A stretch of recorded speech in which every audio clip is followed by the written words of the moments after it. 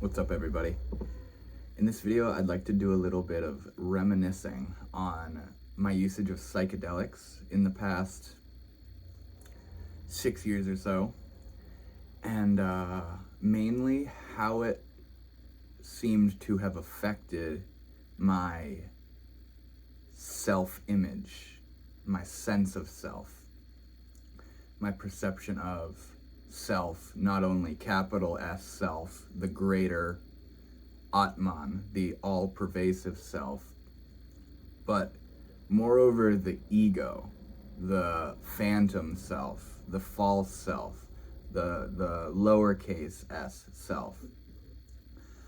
I want to talk about how psychedelics, and not only psychedelics, but coincided with that, spiritual philosophy affected that sense of self. So right now I am 22 years old, if I remember correctly, and I first took LSD when I was 16 years old. And as I've gotten older, I've started to realize, I have a little sister who's 15 years old, and I started smoking weed when I was 12, and looking at my 15-year-old sister now and realizing, dude, if I was her dad, I wouldn't want her smoking weed, let alone taking fucking LSD a year from now. You know what I mean? So as I've gotten older, I've kind of started to realize just how young I was when I got involved with using psychedelics. And not only using psychedelics, but immersing myself deeply in very far out esoteric spiritual practices. And what I mainly want to talk about is kind of how my young, developing mind and sense of self with that kind of deciphered some distorted information out of these psychedelic experiences I was having, as well as the spiritual philosophy that I was involving myself with. And what I mean when I say that is what my mind was making and distilling out of these experiences I was having and this philosophy I was doing was a distorted perception. It was a distorted image coming through. And that's not to say that this image was wrong or that I messed up and did something wrong, you know what I mean? I couldn't not have seen it the way that I did at the time. But as I've gotten older, I've kind of started to realize that what I was making out of these experiences I was having with the psychedelics wasn't the most healthy, grounded, beneficial way to be seeing the world and seeing myself. And what I mean by that, in particular, is that this mainly, what I'm about to share with you guys, mainly came about through an LSD, what you'd call ego death experience. It was a very profound experience. I've talked about it a couple different times on this channel. But I essentially realized that this mind that I operate in is conditioned. It has all these conditions.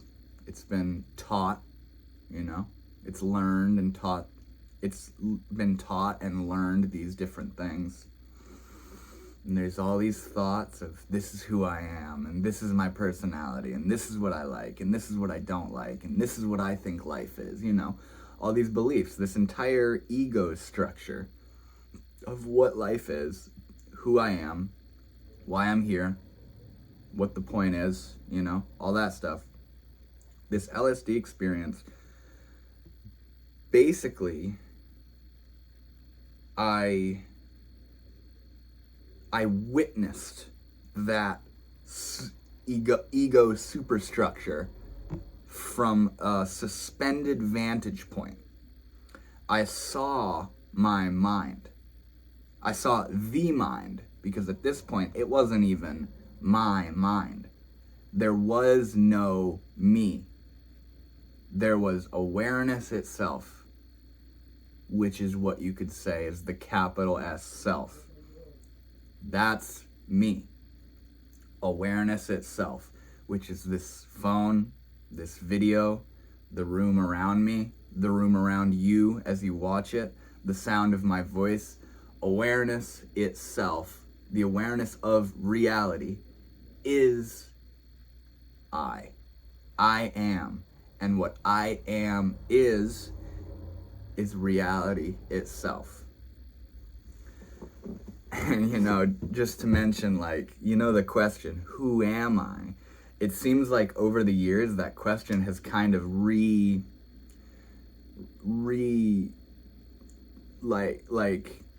remodeled itself, in that the wording it in the way of who am I doesn't seem as precise now. It more seems like the question, what is I, makes more sense into what it is that I'm inquiring into when I ask that question. Not who am I, but what is I? What is this I? And yes, this LSD experience, this one LSD experience in particular,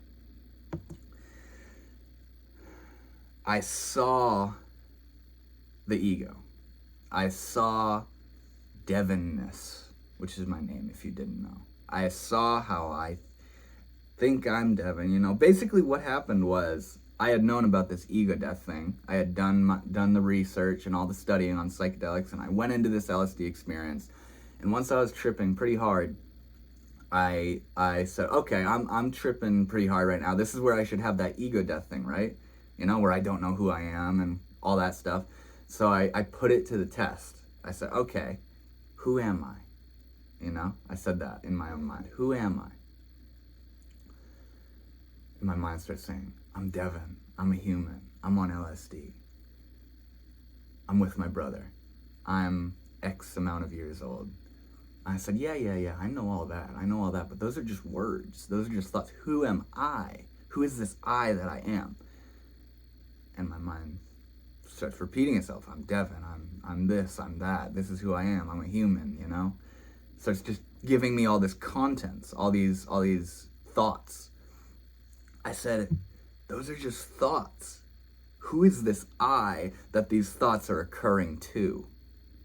Who is this? What is this experience of reality that I am that is seeing the mind say who it thinks I am? And this, my mind started to not be able to tell me who I am. My mind started to not be able to provide me with a concept of who it is that I am.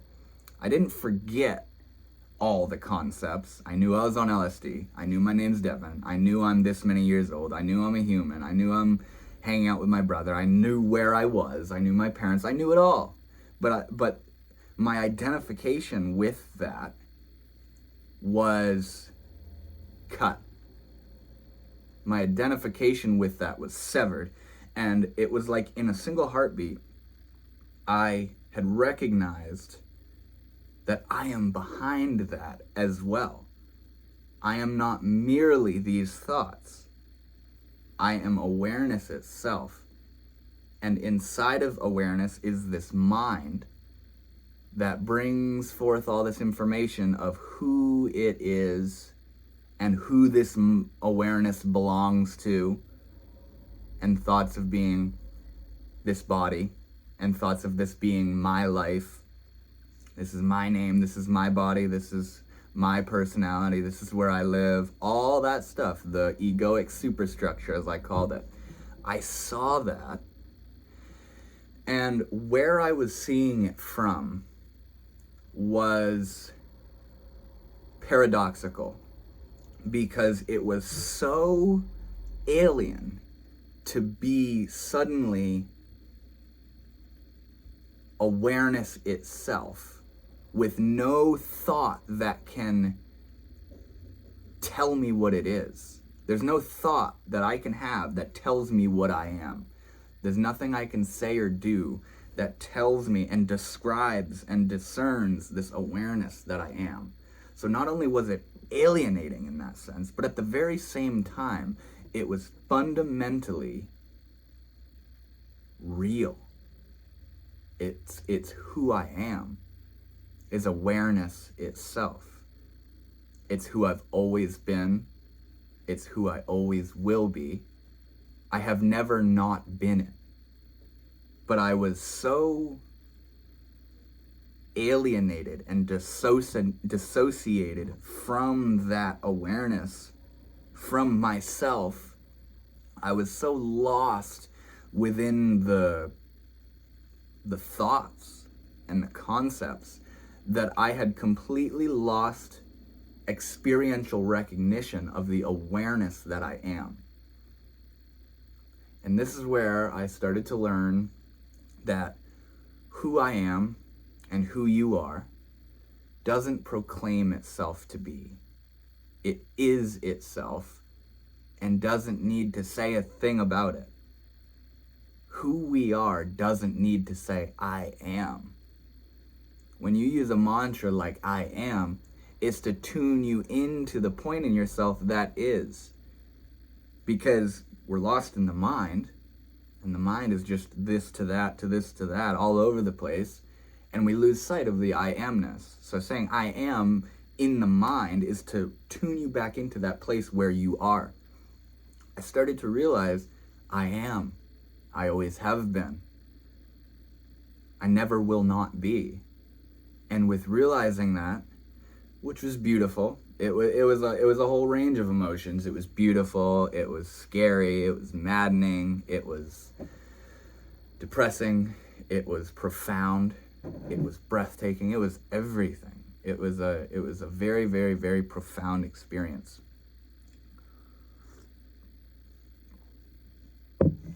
But with what came with recognizing that what I am is awareness itself, I am everything. I am everything. I am not these thoughts. What came with recognizing that was that all these egoically arising thought forms and thought structures, I saw them as phony. I saw that what I took myself to be was an illusion. It was not real. I am not who I think I am. That's what came out of that experience. Is I am not who I think I am. Who I think I am is different from who I am.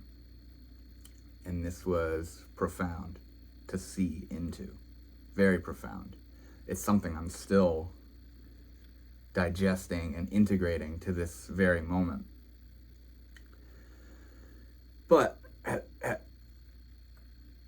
such a young age and not so thoroughly developed mind, what I made of all this, and with that, all the research and studying I was doing of spirituality and philosophy and all that stuff, what I made of all that was that any single thought that arises of, this is who I am, this is what I like, this is what I want, this is what I want to do, this is where I want to go, this is, you know what I'm saying? All the personality stuff, when it would arise, I would see it as egoic, and I would label it as fake, not real, pointless, meaningless. I'm being a poser. I'm being fake. I'm being a douchebag. That was a good one. That was a good one that I recognized, is that, dude, I am a fucking douchebag. Like, and remember, I at this time I was in school. I was in high school. And just look back on the time in your life when you were in high school. where, you know, I'm not gonna speak for you, but just myself, you know, trying to be the funny guy, trying to be the cool guy, trying to be the fascinating guy, trying to be the smart guy, trying to be the courageous guy, trying to be the interesting guy, trying to be this and that.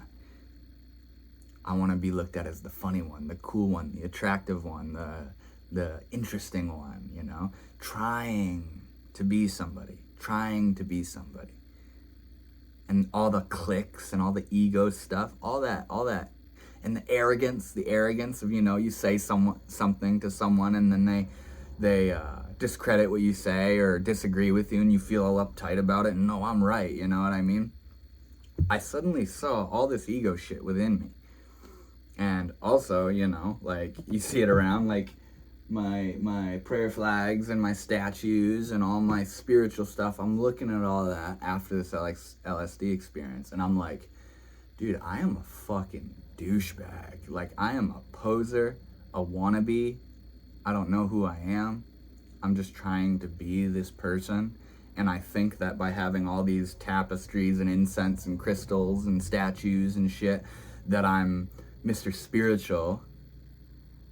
But the reason all this shit is here is because I don't feel it within myself. You know what I mean? What I'm trying to get at here is that what I deciphered, what I distilled out of that psychedelic experience was a lot of self-hatred, really. Egoic hatred. Where I'm shitting on myself. And with that, not only shitting on myself, but shitting on everybody else around me. You know, somebody comes to me and tells me how depressed they are, and I start going on about, you know, you aren't depressed. Depression is a thought form. It's not real. The depression is an illusion that you're identified with.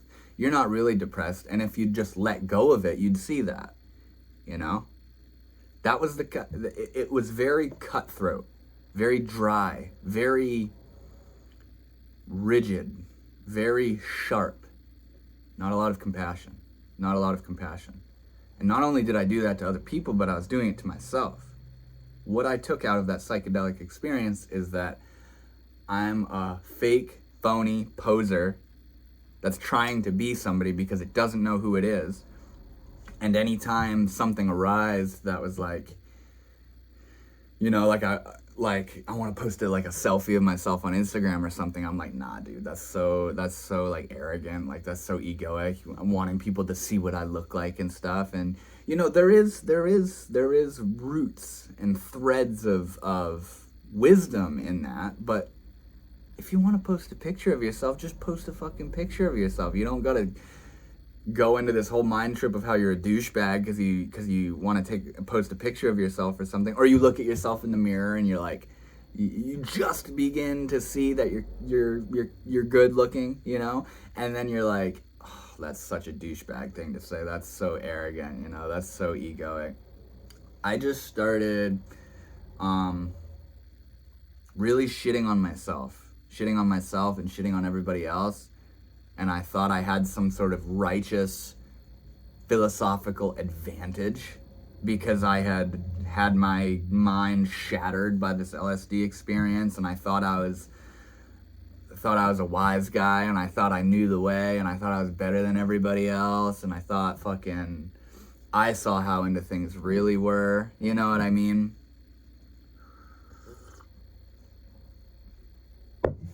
And although I may not have composed myself in such a way on the outside, like really being arrogant about things, I was arrogant and felt righteous and felt confident in the things I was seeing into. And you know, I put myself down a lot, and I put others down a lot, and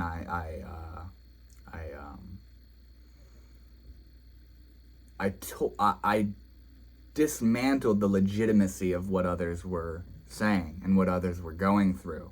And I thought that I knew what they're experiencing, and that is that they're attached to thought forms, and that if they just let them go, they'd see that what they are is awareness itself. And we'd all live happily ever after, you know what I mean? It was very childish and immature in a way of what I was making of all this shit. But I don't blame myself at all for it, because like I said earlier, I couldn't have not seen it that way. The way it's all gone down and the way this whole life thing has been taking place is just as it should be. There's not a single mishap or a misstep in the dance. It's all going down exquisitely, you know? But I'm sharing this to tell you how what I was making out of this psychedelic experience and all this philosophy I was doing was I got really arrogant, and a lot of there was no room for my mind, which is beautiful, so beautiful of a thing, so beautiful of a system. I was leaving no room for my mind to tell me how beautiful I was, or how beautiful someone else was, or how beautiful this idea I had was, or how beautiful it would be to go and do this. I was looking at it all from in the mind, just a perverted space of the mind, being like, that's egoic, that's arrogant, that's what a douchebag would do, that's pointless, you know what I mean? Like, I was just putting myself down a lot. I was putting myself down a lot, and I was putting others down a lot. And I'd walk around and I'd see a bunch of walking fakes, a bunch of walking posers. And at the time, it felt like it was right. I felt righteous in seeing things like that. But I feel like what a lot of what was happening was I was severing myself from self-love, you know? My mind had pulled this weird image out of what it experienced with the psychedelics and the philosophy, and it made up what it thought it was all about, and then started to plaster that on itself and everybody else in the whole world. And it was hard. It was hard, you know what I mean?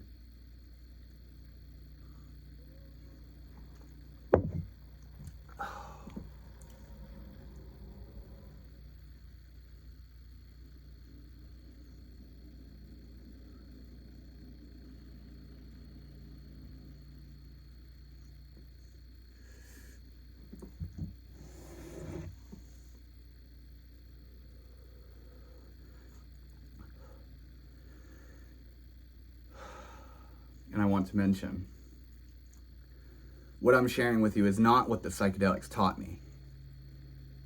It's what my veiled mind made out of what the psychedelics were revealing to me.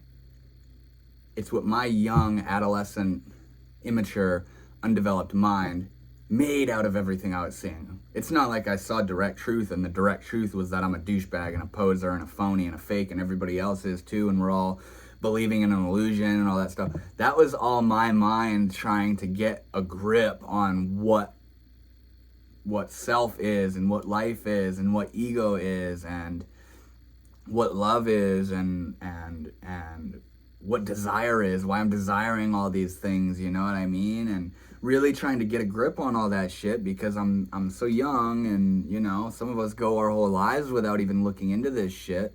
And I was looking into it, and what I was seeing at the time was, oh my God, like I am faking it. I am faking it. I am acting like somebody.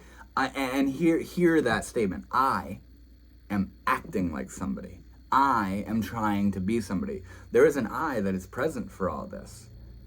But I'm not just present. I'm busy trying to be somebody. I'm busy trying to uphold this image of who I think I am. You know what I mean? And it was maddening. It was maddening. And anytime there'd be a thought that builds me up a little bit, I'd tear it down and I'd say, nope, that's egoic. That's egoic. Don't go down that road. That's egoic. That's arrogant. That's selfish. You know what I mean? Like, you know, say someone dies, or someone leaves me. I'm in a relationship and someone leaves me, and I feel sad about it, and I feel grief about it. At the time, I would say, oh, attachment. You're attached to it. You're so selfish. You're sad because you're selfish. This person died or this person left me, and I'm sad about it because I'm attached, egoic, arrogant, and selfish. You know what I mean? That was the outlook I had, was very... no room for compassion, no wiggle room, no softness, no spaciousness, no receptivity to allowing things to arise as they do. Just immediate judgment, very judgy, very critical, very picky, very rigid, not allowing. Don't you dare be sad if someone leaves you. If someone dies and you get sad, you're arrogant and selfish and attached. You know what I mean? That was the shit that I was doing. And what that came out of was my own perverted understanding of these psychedelic experiences and all this spiritual philosophy that I was doing. And it seems like, you know, and not to mention all this shit that I was seeing, I started to get the shit scared out of me by these psychedelic experiences because they're so alien and they're so profound. And when I take something like LSD, I'm brought back to that awareness where I see how I'm trying to be somebody, how I'm trying to be this guy, you know what I mean? And I'm busy and distracted, spending all my time trying to be this thing, when in reality I'm just what I am, and I'm leaving who I am off in the background while I'm busy trying to create this image of who I think I am, you know, and live up to that.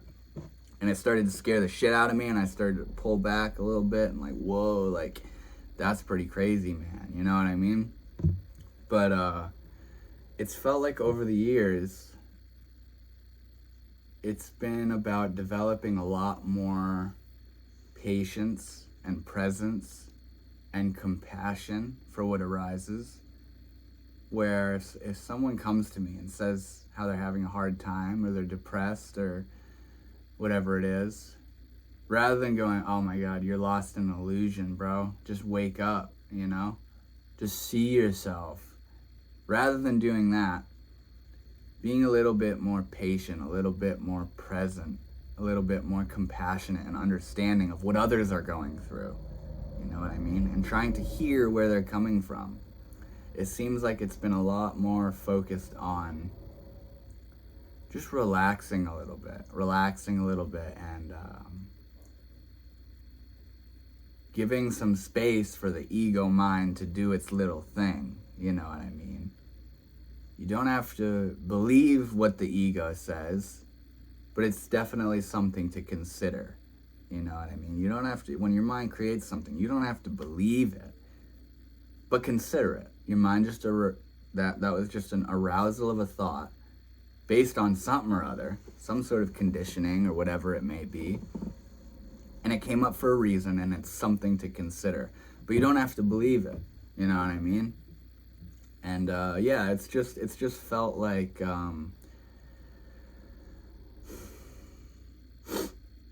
accepting myself a little bit more, loving myself a little bit more, letting myself see my own beauty and see the beauty of my egoic predicament and the beauty of others' egoic predicaments, you know?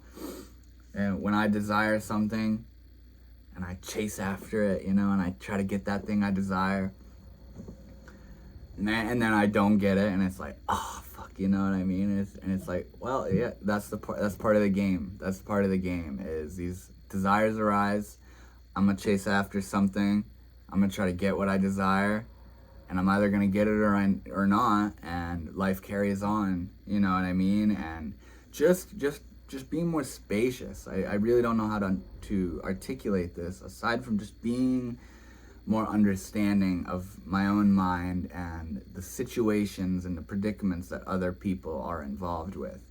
rather than just, I have a desire and I want to go towards something, and I say, fuck that, man. Like, that's egoic. That's arrogant of you to want that. How dare you want something? You know what I mean? That's so impure. That's so not spiritual. You have so much work to do. You know what I mean? Rather than seeing it like that, letting yourself go into it a little bit, letting yourself explore. You hear statements like your desires are God's desires and stuff like that. And it's like, definitely take that statement with a grain of salt. But if you want something, there might be a reason why you want it. To carry on your life in the path, the destined path that you're meant to go down. So if you want something and you're thinking, oh, that's stupid, that's arrogant, that's egoic to want such a thing. So like I said, something to consider, but it's definitely not something that you should just believe right when it arises. Or you look, like I was saying a moment ago, you look in the mirror and you just kind of like, wow, like, he looks pretty good. You know what I mean? He's a beautiful being. He's here. He's happening. He's living. He's growing. Wow, that's so beautiful. Rather than being like, oh, how arrogant of me to think that I'm good looking. No, fuck that, bro. I'm beautiful. I'm lovely. I'm living. I'm life itself. This is life happening.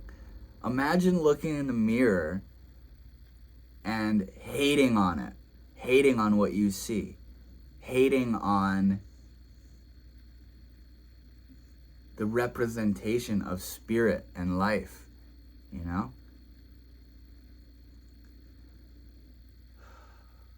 Yeah, it seemed a lot more focused on just chilling out a little bit. Loving myself a little bit more, you know what I mean? Like, yeah, like, I appreciate that stage and that period of development of my mind, because when I am being arrogant and when I am being judgmental and critical and cocky and righteous and all that shit, I see it. I can see when I'm doing that. But now I can also see how I'm just happening. I'm just happening, The mind is just happening. Life is just happening. And it just feels like I'm just a little bit more allowing of it and understanding of myself, and not imposing so much shit on it and imposing so much stress on it.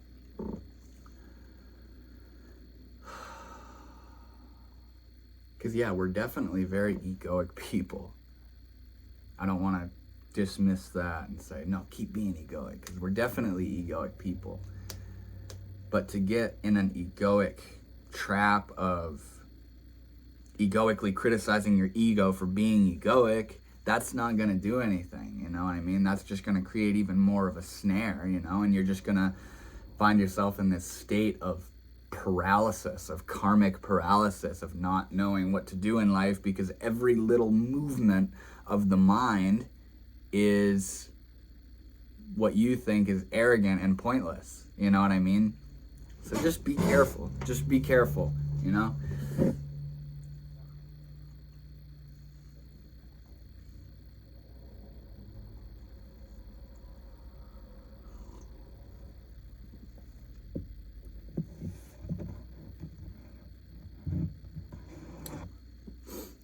I was at work, I think it was yesterday. I was just sitting, and I saw it's fall, and there's a bunch of leaves blowing around.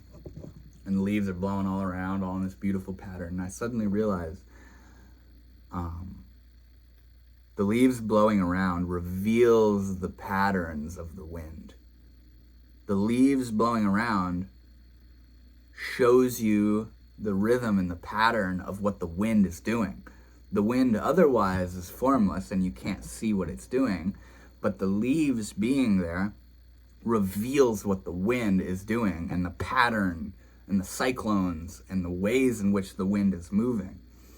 And I suddenly saw how that is kind of similar to what we do, where the actions that arise out of us, the actions that we do reveal the patterns of our mind.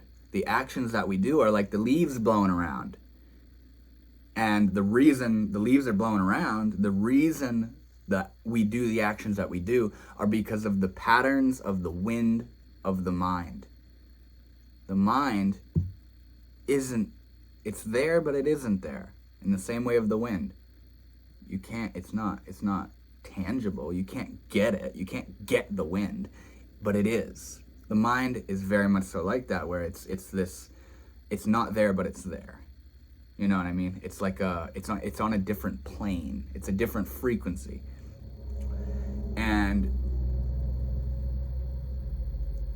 just by looking at the actions of how you live your life, by looking at the actions and the patterns of how your leaves are blowing around, it can reveal the wind of your mind. It can reveal why you're doing what you're doing. So you look at the actions that you're doing in your life and you can see where it comes from. You can see why you do what you do. You know, gusts of the mind bring you to do certain things, you know? And I don't know exactly how that ties in, but all I'm saying is that just keep inquiring. Keep inquiring into why you're doing what you're doing. When your mind comes up with a thought, like I've said, don't believe it. Don't say, oh, you know, a thought comes up, oh, my day is ruined. You know, something happens and you think that, oh, my day is fucked. Don't believe that. Don't give yourself to that thought. But consider it, you know, look at it and be like, wow, my mind just thought that this event would ruined its day.